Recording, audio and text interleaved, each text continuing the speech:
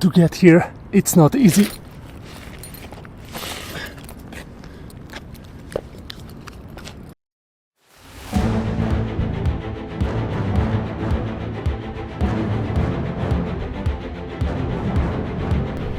Welcome to Hanoi F1 racetrack, an abandoned F1 track in the heart of Vietnam. I came here illegally, but I needed to show you this. Wow!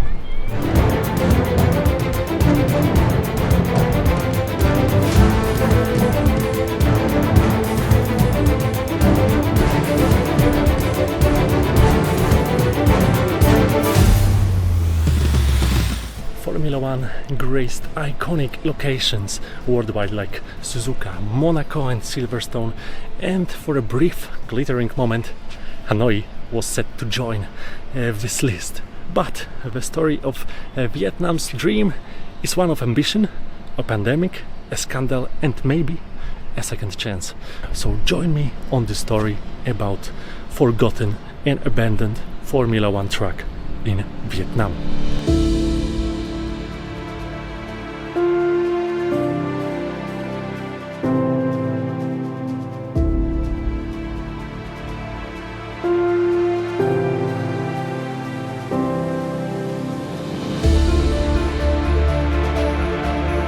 Hanoi wasn't an obvious choice for F1, but in 2018 F1 was on the hunt for the new markets, and the idea of race here wasn't new.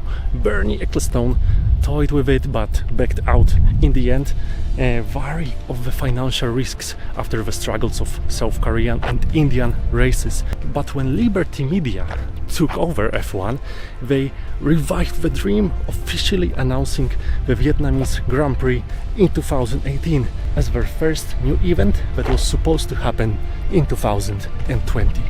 Although this might be probably the cleanest and the most perfect tarmac here in Hanoi, because well, it's a bit bumpy around here, the racetrack wasn't considered the best by the F1 esports drivers. It just had, a couple of long straights and nothing else. It was pretty boring.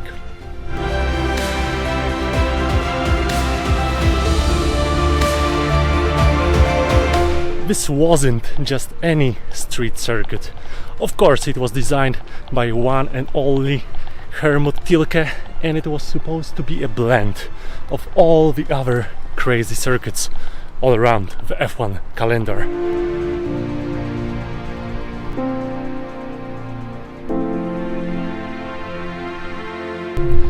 I believe that these are the corners 13 to 16, which are influenced by the famous S's of Suzuka.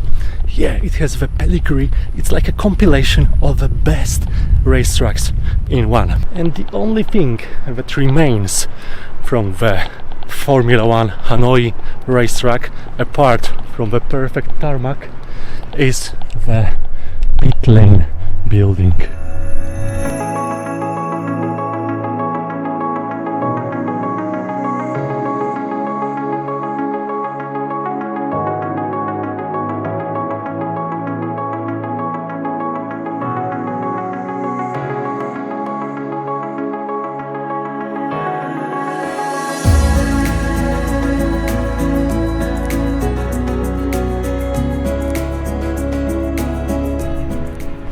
This roundabout that you can see there would be the turns 1 and 2, modeled after the famous Nordschleife. The pit start-finish line is right there, so they would go up to the roundabout, here, and just turn back to the stadium section. The national stadium is right here, and they would go around to more straight, because this track is all about straight, it's all about top speed. So they go to that intersection, to that roundabout right there. I can see it right now, but I will put it on the drone shot, and turn around and probably go around right there somewhere to another roundabout, and they would come back to the start finish lane with the pit lane building. So yeah, this is the whole racetrack. Let me go also over there. Maybe we'll find something interesting, but everything is torn apart. Everything apart from the pit lane building. It looks, well, interesting.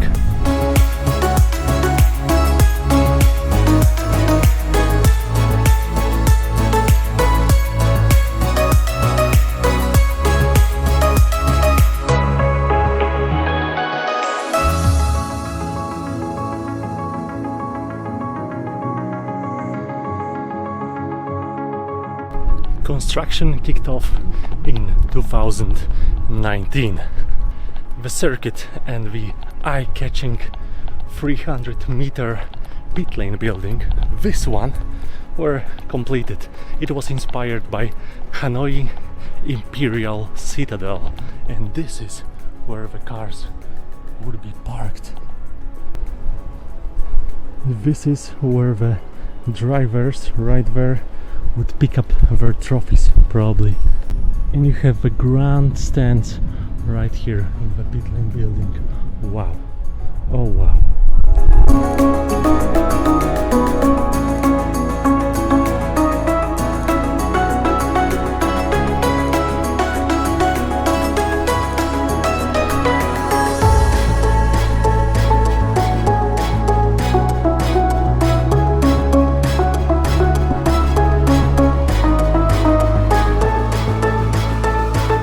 As the you-know-what happened, a new issue emerged. Politics. Hanoi's mayor, a key backer of the race, was arrested on corruption charges in 2020. Grandstands were supposed to be right here on the start-finish line, but yeah, torn down. Everything apart from the pit lane building is torn down. Wow.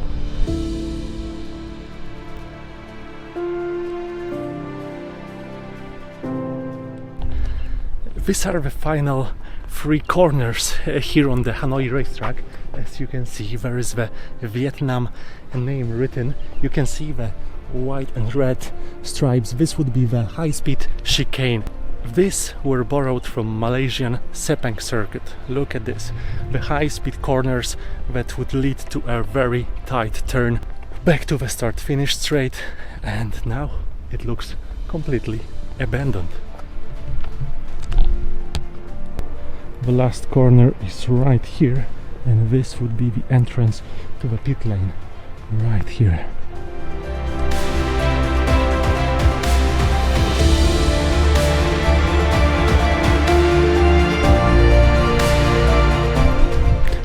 I have to be very quiet because I saw there is a guard there, and I didn't come in here completely legally. I believe I had to crawl under the fence.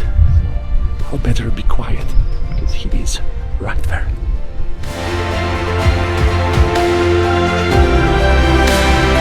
Despite its downfall, the track still tells a story. See this? The word right there, you might not see this, it's better to look at this from above.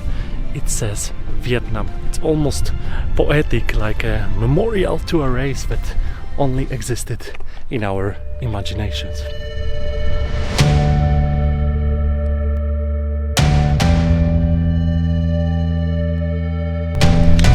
I decided to climb up to the top. Let's see how it looks like from above. I have to be very quiet because I know there are guards here. And if I'm caught, well, I don't even want to know. Look at this.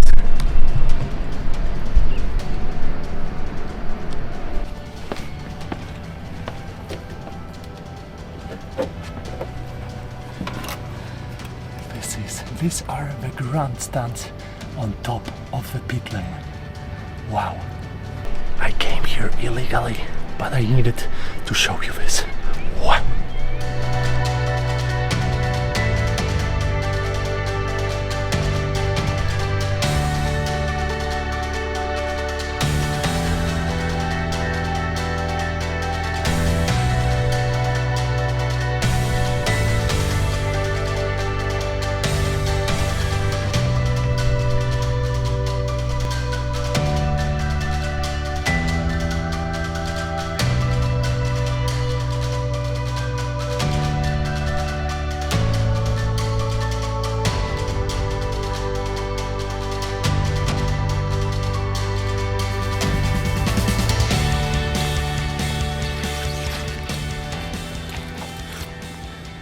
to get here. It's not easy. You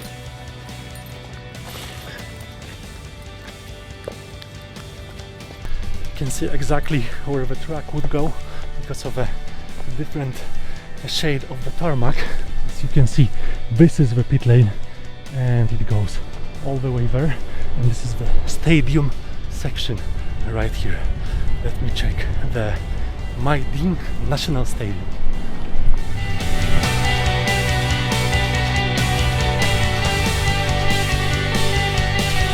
So that part was abandoned, but this is the street circuit, of course. So look at this. This is how it would look like. It's so wide. I mean, it's like 8 lanes or even more on just one side. There are 2 sides right here, right now, covered by scooters. But this would be the street version of the Hanoi racetrack.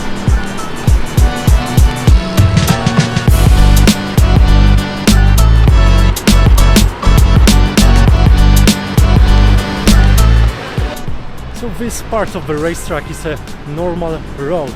As you can see, lots of cars, lots of scooters. But this part, this one, would be, I believe, turn 11, 12. The cars would turn around and go back to the stadium section. So this is how it looks like right now.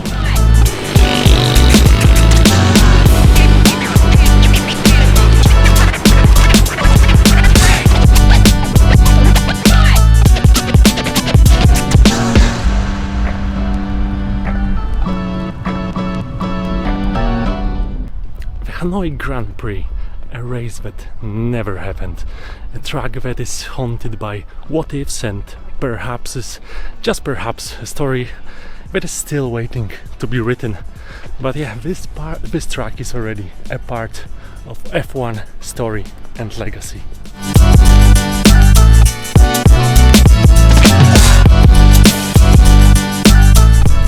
So if you're ever in Hanoi, you might take a detour here to see this F1 racetrack that was never finished. You can almost feel like a ghost of F1 here. It feels strange, it feels nice, but maybe, just maybe, F1 will come back to Southeast Asia once again. Thank you very much for watching and see you next time.